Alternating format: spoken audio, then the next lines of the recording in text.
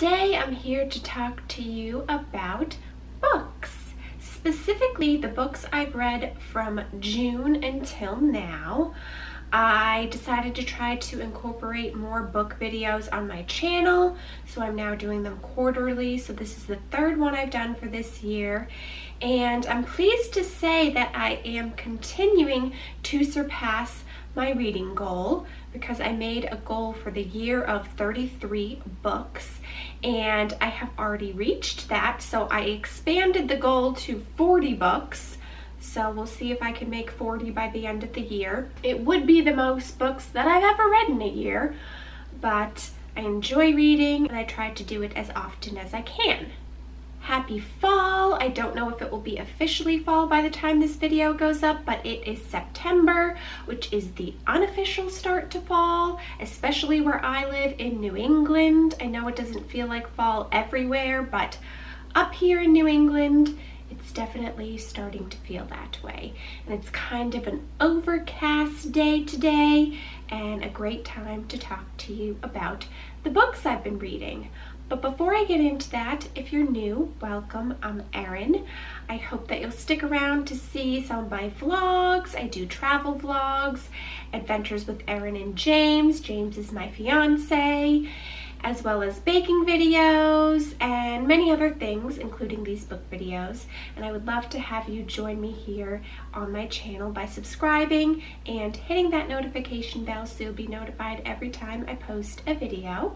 I would also ask that you leave me your book recommendations in the comments below. Right now, I'm looking for good, cozy fall reads, really good fall mysteries or thrillers. So if you have any recommendations for those, definitely leave them in the comments for me. But this could be a long one, so let's get right into the books that I read, starting with the one I had mentioned at the end of the last video that I was currently reading, which is The Paris Apartment by Lucy Foley. I rated it 4 stars, and it did have a lot of hype around it, but I like Lucy Foley's writing style and how each chapter is from a different perspective. This was a good mystery story that kept me guessing as to what was going on, and I really enjoyed it and would recommend it. A new locked room mystery set in a Paris apartment building in which every resident has something to hide. Jess needs a fresh start. She's broke and alone, and she's just left her job under less than ideal circumstances. Her half-brother Ben didn't sound thrilled when she asked if she could crash with him for a bit, but he didn't say no.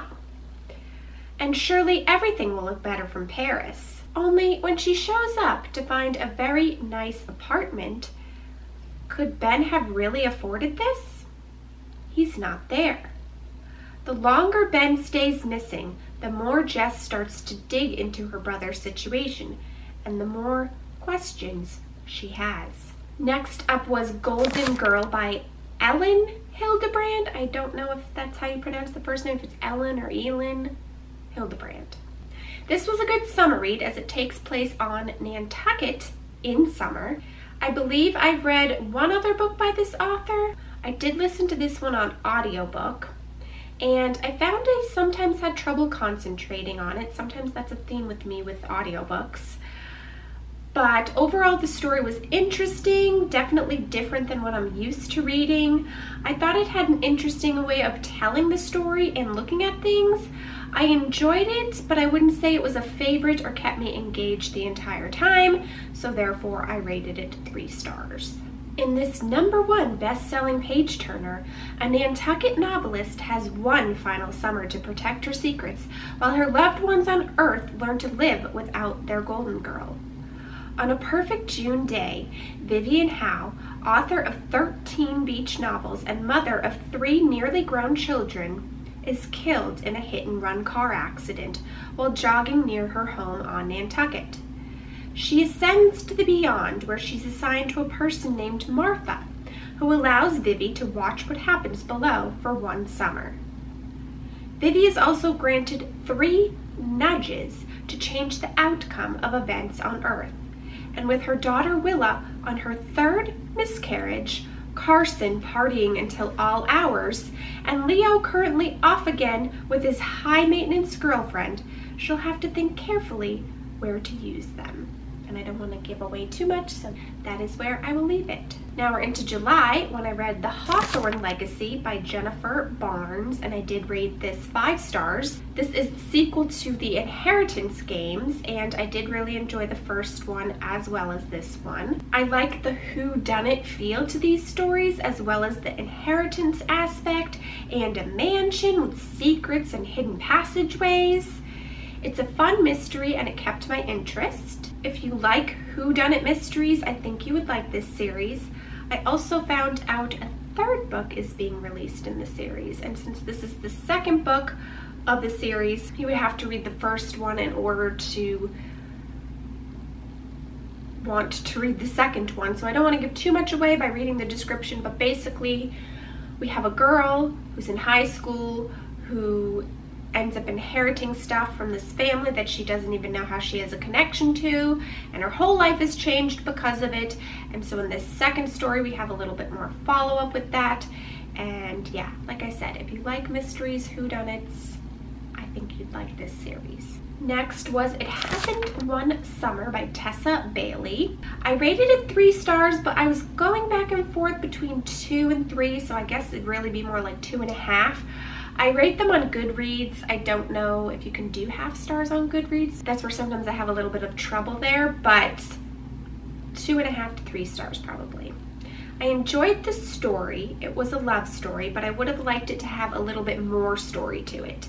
There was a lot of risque or suggestive scenes. Maybe I don't like that in books, or maybe it was the way this one was told, because I didn't mind Bridgerton, but it could also be different because it was an audiobook, which may have made it different than reading it and having someone's voice versus the voice in my head.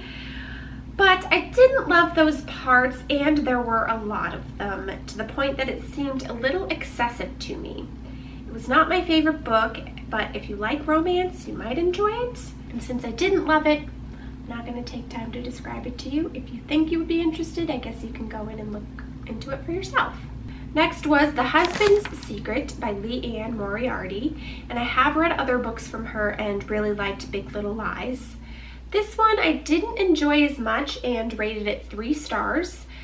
It could have been the time that I was reading it because I was extra busy at work, so I may have had trouble focusing on it, but I really didn't seem to pick up until the last quarter of the book, and I found myself having to force myself to read it. And definitely got more interesting, but it wasn't a favorite book for me. So boy, July was a rough one. I didn't have a whole lot of good books in July, but let me read a quick description of that one. At the heart of The Husband's Secret is a letter that's not meant to be read.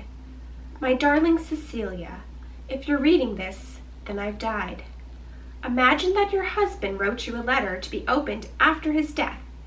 Imagine, too, that the letter contains his deepest, darkest secret.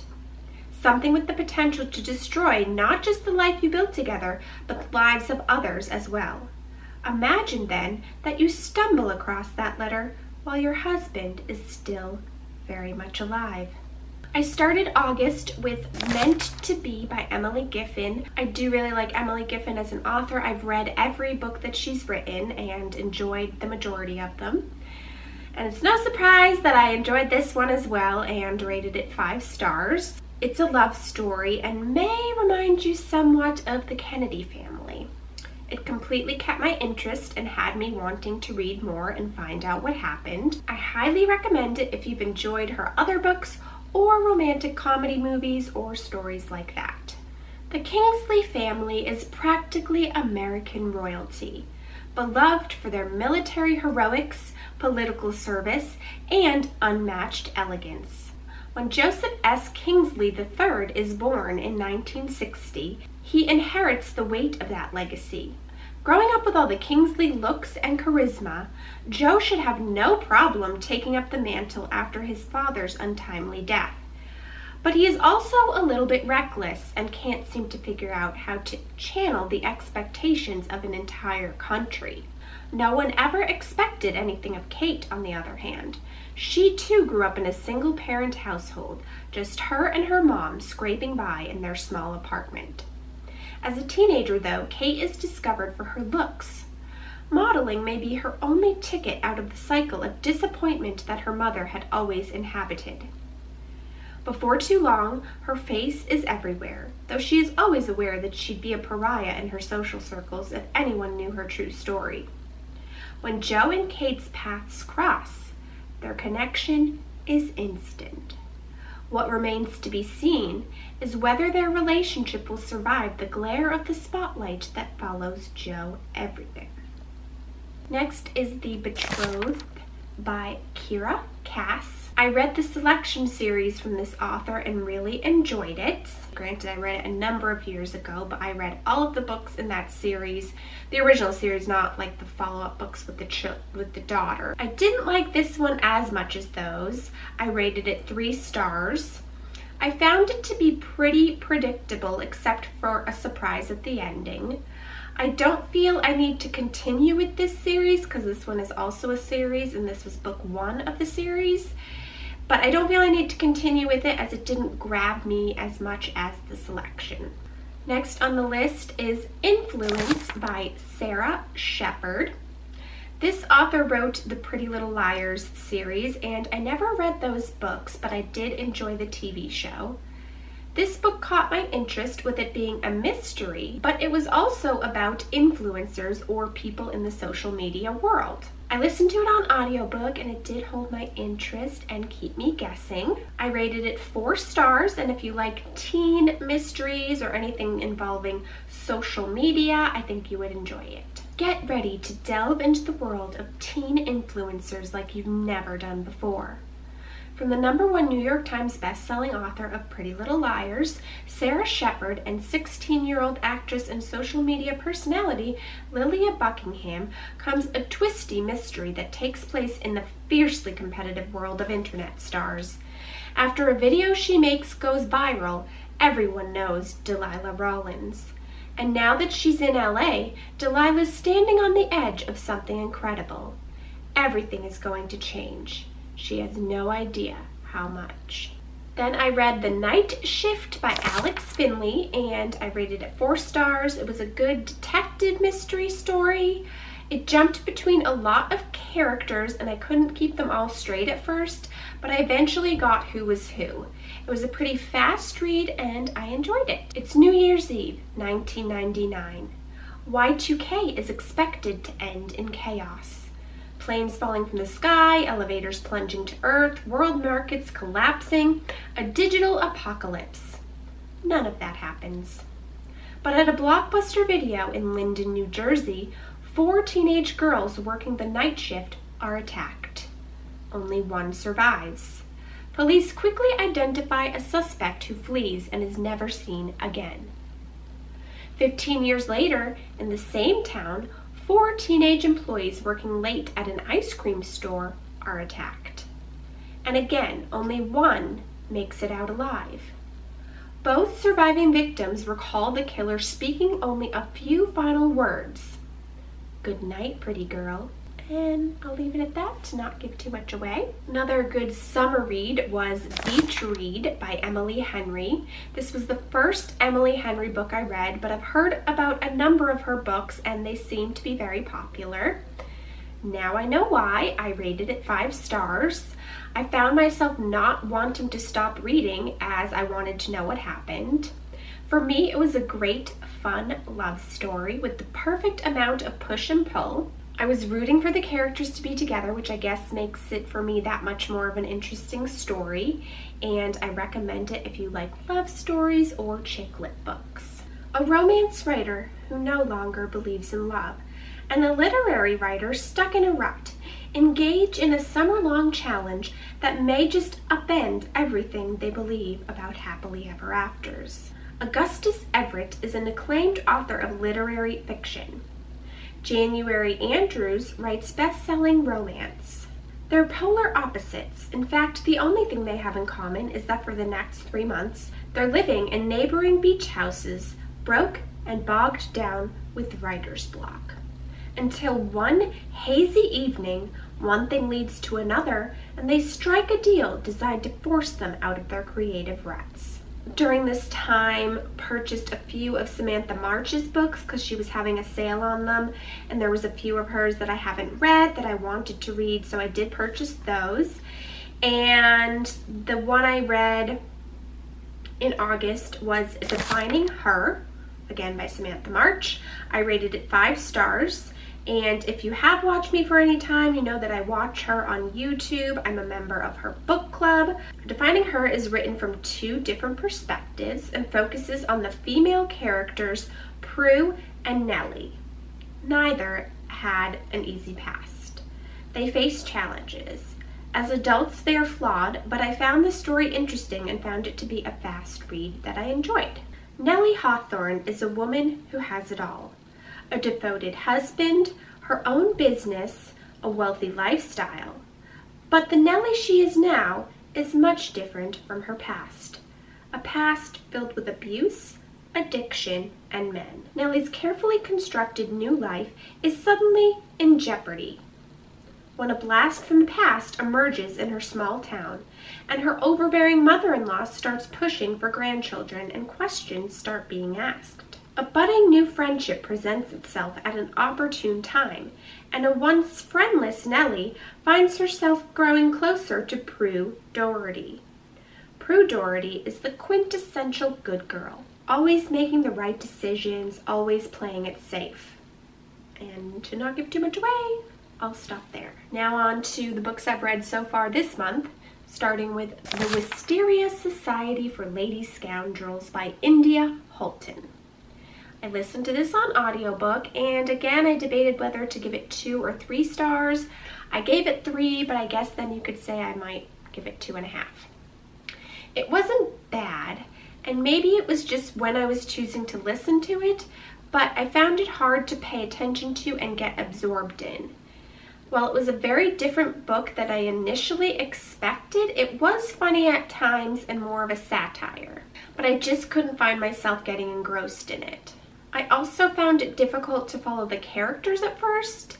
It was definitely a unique story, unlike anything I've read before, and maybe I would have enjoyed it more had I read a physical book, but I'm not sure.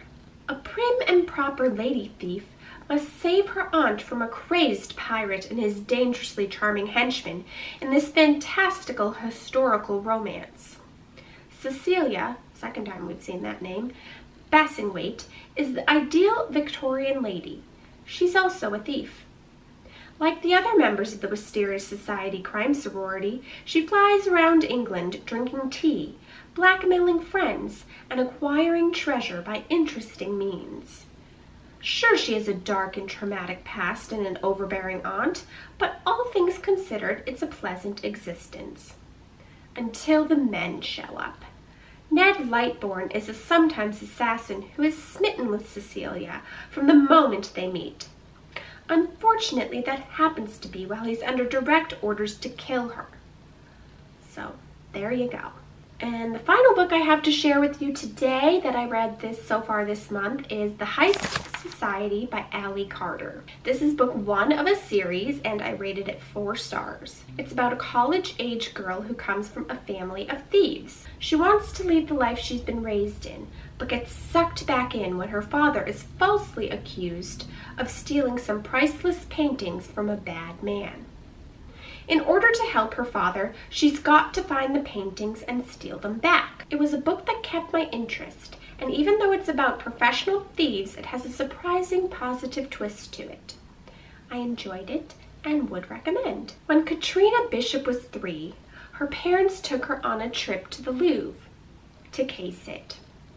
For her 7th birthday, Katrina and her uncle Eddie traveled to Austria to steal the crown jewels.